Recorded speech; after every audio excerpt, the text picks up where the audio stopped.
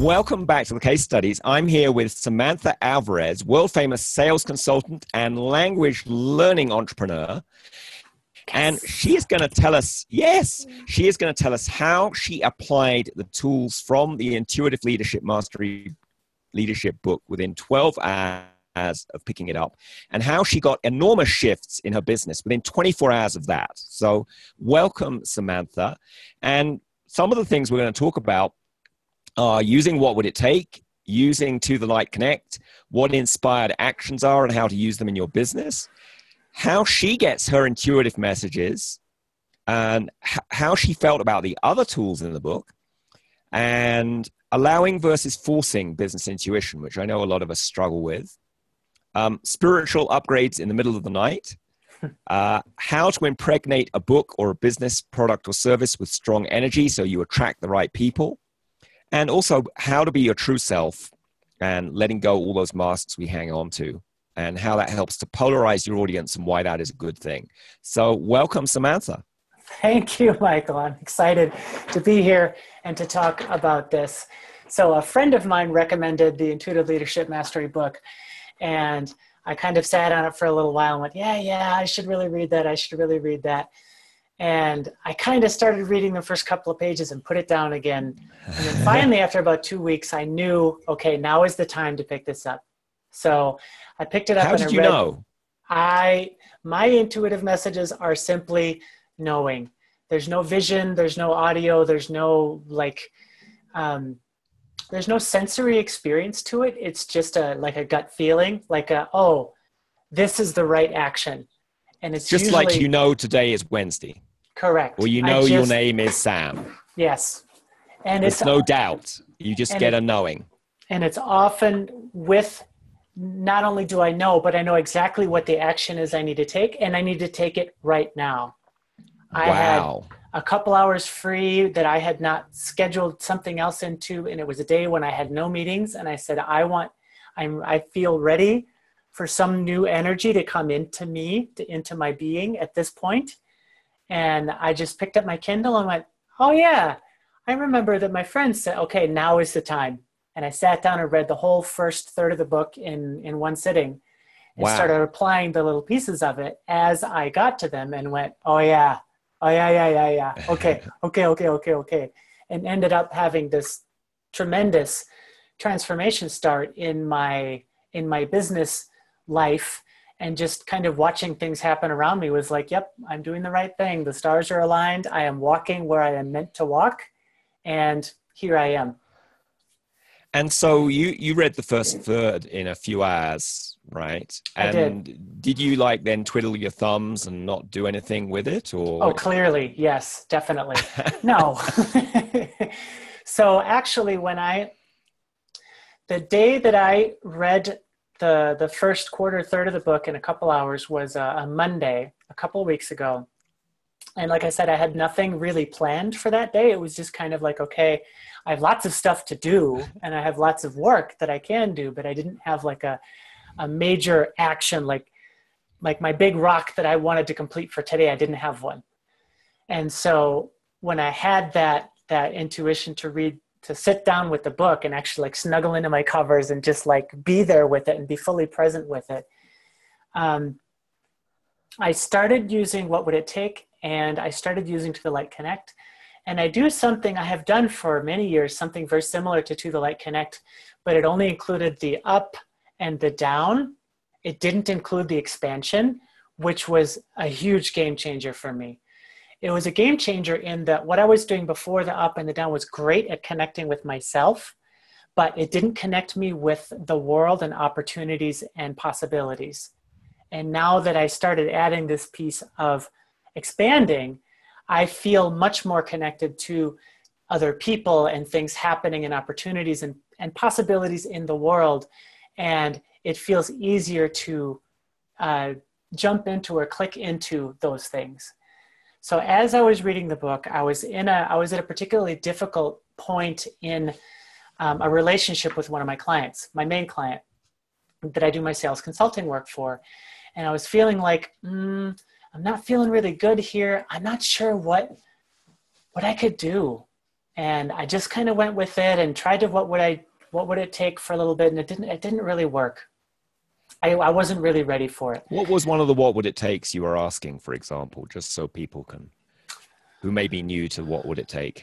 Well, I didn't, at this point, I didn't really have a clear what would it take. It wasn't until later that I figured it out and it got really clear.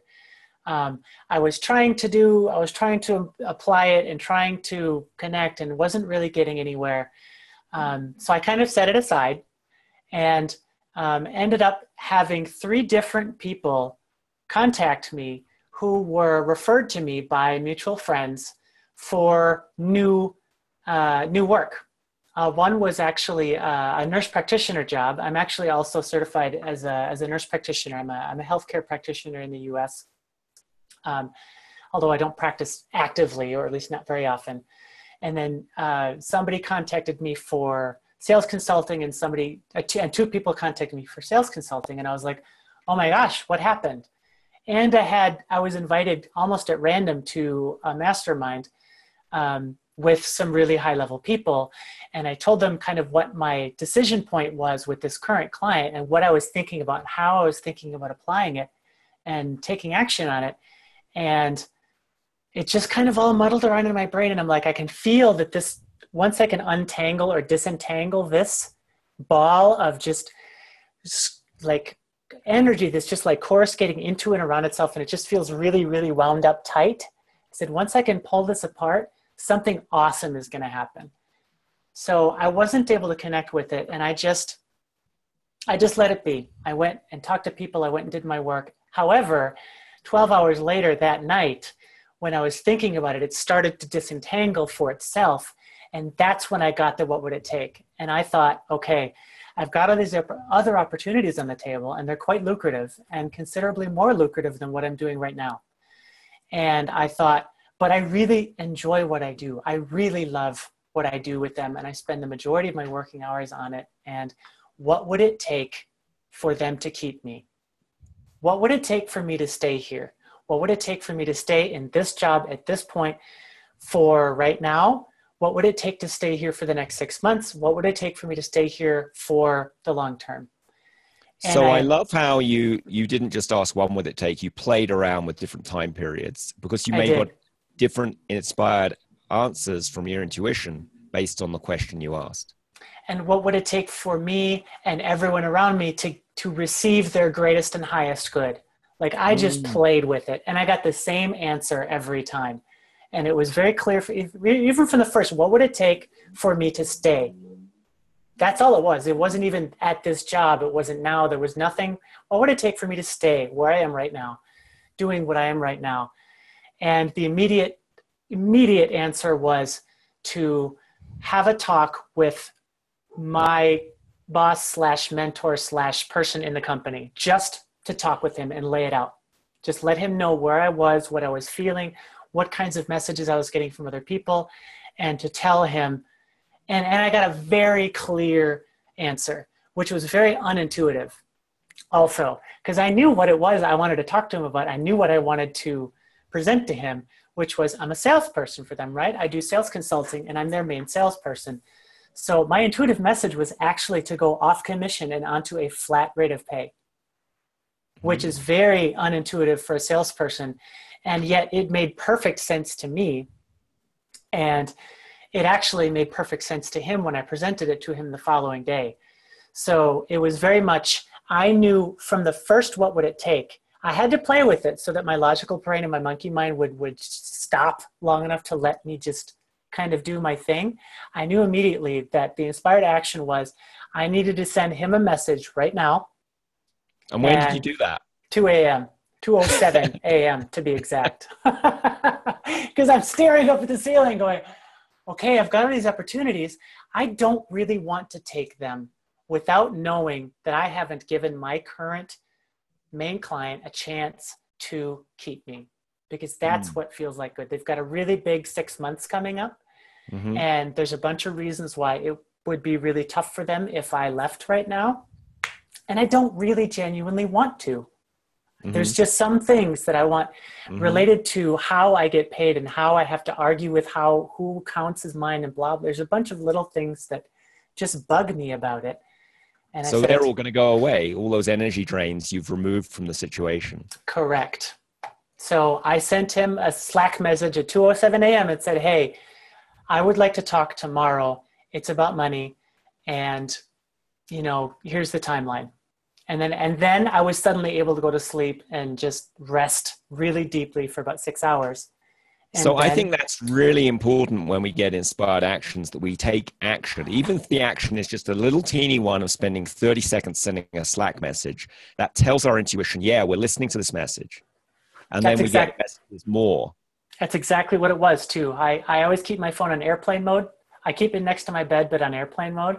So I picked it up. I took it off airplane mode. I opened Slack. I said, I really want to talk tomorrow about money. And then I put it back on airplane mode. I set it down. And then suddenly, after 4 hours tossing and turning, I was able to fall asleep because I let it out. I took the action. I let the thing happen. Less than 60 seconds to do the entire thing. So it doesn't have to be a lot of hard work and struggle to make change in our business. No, it didn't. Not when you're connected to the light and you listen to your intuition. Exactly. And then I did the same thing when I had the discussion with him. Then about 6 or 8 hours later, it was very much, I just went into it knowing that intuitively what I needed was, here's what I need. I just want to get paid a flat amount. And here's the amount, which is just almost, it turned out, I intuitively picked a number. And it was within. How did you intuitively pick a number for people who've never done that? I think I did it at 2 a.m, but I'm not sure if I maybe did it late. If I did it in the morning before talking to him, the first intuition was I need to get paid flat per month instead of per sale for me to be happy, because I don't want to argue about the sales anymore. I made over €1 million last year for this company. So I've been with them for a year, and I've proven myself as a really high performing individual. And I literally thought to myself, it was a thinking process first, like, okay, so the flat thing, that's great. What would it take for me to do to live the lifestyle that I want to live and be comfortable? Which for me includes my living expenses. It includes business expenses and savings, because I'm trying to save up for some major life events coming in the next 1 or 2 years. And I know where I want to be 6 to 12 months from now financially. And I thought, okay, what do I feel like I need to make in order to do that? Because I'm literally making this up out of nowhere. And it's not out of nowhere. It's coming from your intuition. We say out of nowhere. We say we are imagining it, or, we just made it up. But really, that's how information from our intuition can come in. For me, I thought, what do I want? Like if I get everything I want right now, what would it look like? And being fair to them, because, they're a startup and yada, yada, yada. Like, what do I actually want? What would I feel good with? And I made that number up, and I just felt it. I said it to myself, and I knew it to be exactly right. And afterwards, after I had the conversation. Doesn't that make a negotiation easier, Sam? Yes. Instead of you worrying, are they going to like the number or not? I don't care. Right? You just know that's the number that's right for you, and it's right for them. Doesn't that make sales so much? This was a negotiation with your boss, but that is a sale situation. Absolutely. And if you're doing sales with their clients, the same thing applies, right? You know what the right number is every time. I do. Yeah. And for me, I don't hear it. I don't see it. There's no specific message about it. It's just, I just feel in my energy, like like this one came to me immediately. Like, I know what this number is. Yeah. And if it's not quite that clear, what will happen is I'll be like, I'm not sure what that number is. So I start like mentally throwing numbers at myself, and I'm like, okay, 6, 8, 15, whatever the number is. And when I say the right number that I feel right, I'll get like almost a jolt of electricity through my whole body, like just like a bzz, like, and it's a positive feeling, like a tingle. Yeah. That's the word I want. It's like it's a tingle through my whole body and my whole energy field. And I'm like, oh, that feels that vibe's really good. And then I go through all the logic anyway, because I'm a very logical person with that kind of stuff. It's so funny. Yeah. I do what I already know intuitively, and then I go back and prove that I'm right. And then my brain agrees with my energy. And the exact same thing happened with this telling my boss what I wanted. I then went back and figured out, averaged my sales income for the past 6 months, and it came out per month within $100 of what I had quoted him. Almost exactly what I had quoted him. Yeah. So I love that method where you say some numbers, and one of them, you just feel it in your body in your case. Or, other people may get the information other ways, but you just get a knowing, or you hear the message. One way I do it is I look down a list of numbers. I'll have the numbers written down, and I just feel down the list, or I look down the list and the right number kind of lights up, or my finger gets stuck on the list there. Yeah. So many different ways to access this. Yeah, and the negotiation is so easy when it happens because, of course, I told him a flat number, and I didn't tell him what it was. Yes. And he threw out a number at me. He's like, he was actually behind this. He thought this was a great idea for a lot of reasons. And he said, okay, now how am I going to pitch this to the next people? Yeah. And then he threw out a number, and I'm like, no, it's not even close. And then he threw out a second number, and I said, no, you're not. No. And he said, what's the number? And I told him, and he went, oh, well, that's da, da, da, da. And then he's still on the call. He did a bunch of calculations, and he goes, oh, wait, how much have you been making? Yes. And I averaged it out, and I'm like, that's how much I've been making. And he's like, oh, well, actually, that's pretty reasonable then. You're just asking for exactly what you're making now, but in a sustainable amount rather than up and down and up and down. Yeah. And I said, yeah, that's exactly right. That is a wonderful story. It's amazing. And what a difference in happiness and joy that's going to make to your business. Because if it works, great. I would like to stay with them. My intention is to stay with them for the medium term as well. I really like them. And if it doesn't work, that's great too. I've said my piece. I know what's right for me. And if they negotiate it, that's fine too. Like if they want to say, well, that's not going to work, but here, whatever. But I now know what feels good to me, and they know what feels good to me too. Sure, and then we start from there. Even if the person you're negotiating with doesn't use these tools and they're not so in touch with their own intuition, when you are speaking your truth and you're grounded and connected to the light, they can feel that. They know you're coming from the truth. And they can play ego games and monkey mind games, but they will know. Yeah, Sam is speaking her truth. She's not messing around here. Nope. Yeah. So that is wonderful. So you used what would it take? You used Connect to the Light. You took inspired actions immediately. I think those are 3 key things. And if someone reads this book and they get nothing else from it, they just learn to connect to the light. They use what would it take, and they take the actions they get from their intuition to help build up the trust in their intuition. They will see so much change in their own business. They won't believe it.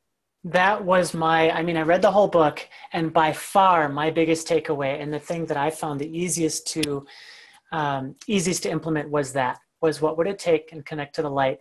And inspired action was pretty big for me. Easy for me as well, because that's very natural for me. Once I come to a decision, I have a pattern of making decisions where I percolate. I pre-contemplate. I think about stuff and just let it percolate and just kind of burble for whatever the amount of time is. And then I get to the point where I feel intuitive, like it's the right time, and I take massive action, and then whatever the thing is, it's done. I go from I'm thinking about it to it's done, even if it's a major, huge project. And that's straight up intuition. It's just, this is the right time. And of course, I could logically explain to you probably why it's the right time. I'm feeling good. I'm winding down this one project over here. My relationship is going well. My family stuff, all this stuff. But the truth is, I don't do any of it logically. I just wait until I have a feeling now is the right time, and then I just go for it. Well, I think taking inspired action and doing it quickly really tells our intuition we're paying attention. And also in the 3-dimensional world we currently live in, it gets stuff to happen. It does. Entrepreneurs that take action, even if it's imperfect action, get more results. Absolutely. Because take the action, see how it does, adjust it? What's that phrase? Ready, fire, aim. Yes. And if you ever want to prove that wrong to yourself, if you because when I get, okay, I need to take this action and I need to take it now. If I don't, think about the job that you're ready to quit. I have a friend right now who's ready to quit her job, and she can't quit it for 7 months. Wow. She's made the decision. She knows she is quitting, and she can't quit for 7 months. She is miserable right now. She knows what she needs to do, and she can't do it, and that makes her feel really frustrated, which is totally normal, natural. Yeah. Once you know you need to do something, for God's sake, do yourself a favor, all of yourself a favor, and do it. Because your life will be better, and you will be a happier person when you are doing what you already know you need to do. And that doing may not be quitting it that day. It might be scheduling a conversation with your manager to discuss how you can make the job better for you. Exactly. It doesn't mean doing the thing. It means taking action for yourself, whatever that means. What would it take for you to be comfortable with this situation? Yeah. How can you live through this time? So I love how you have used these tools. And you also mentioned some of the other tools, you could see how they worked, but they didn't really work for you. Tell us a little bit about that. I did. I read the rest of the book, and I took in all the information, but I didn't have nearly as much of a connection with it. A lot of the book was very focused on visual and a lot of visual techniques. And I'm assuming that's because that's how you get your messages, is you have visual, like you go into the empty room or the chairs and things. When I do that, it actually feels, I want to use the word disingenuous, but it's kind of a long word to say. It feels weird.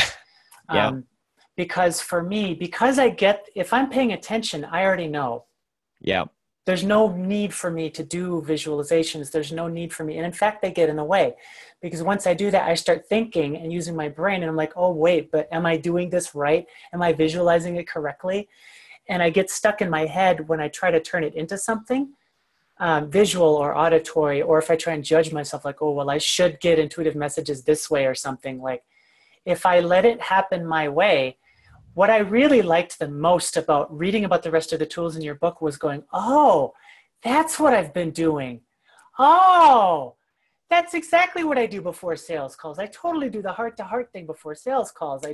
I'm also a Reiki practitioner. I do Reiki energy sending, and I do heart-to-heart connection before these things, but it was never conscious. It was just, this is what I do.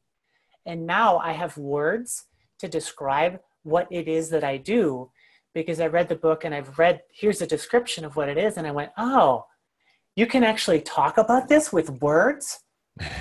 I've never even tried. I've had many people try to get me to talk about these intuitive things in words, and I always push them off because I don't use words, because I don't have words.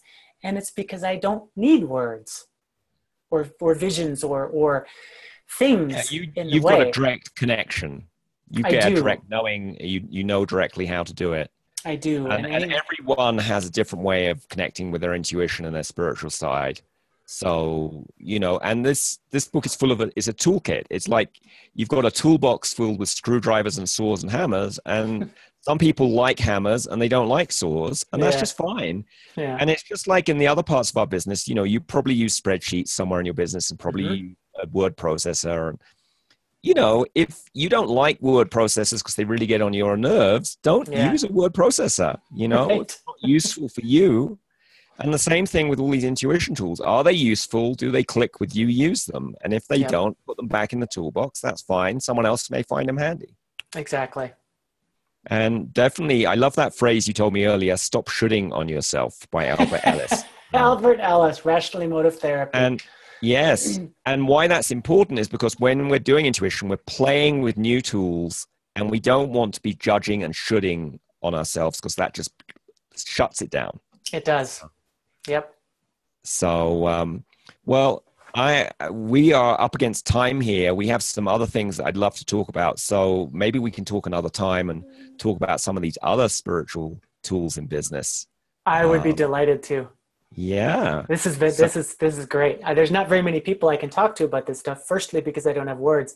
And secondly, because people don't talk about it. Correct. And that's one of the things this movement is here to change. I want all business leaders to be openly using intuition tools in their work and be okay talking about them, because I think that will validate it for them. It will validate it for their staff, and it gives permission for everyone around them to use their intuitions. And I think it will lead to better business decisions, less stress, more profits, more joy in our businesses. And also, I think it will lead to a totally different experience for all of us living on this planet, having businesses, because we just won't make stupid decisions in our businesses that cause stress anymore. So, or we'll at least make the stupid decisions quickly and then suffer the consequences and be able to deal with them, rather than sitting with the decision for a month and not being sure what to do and being miserable.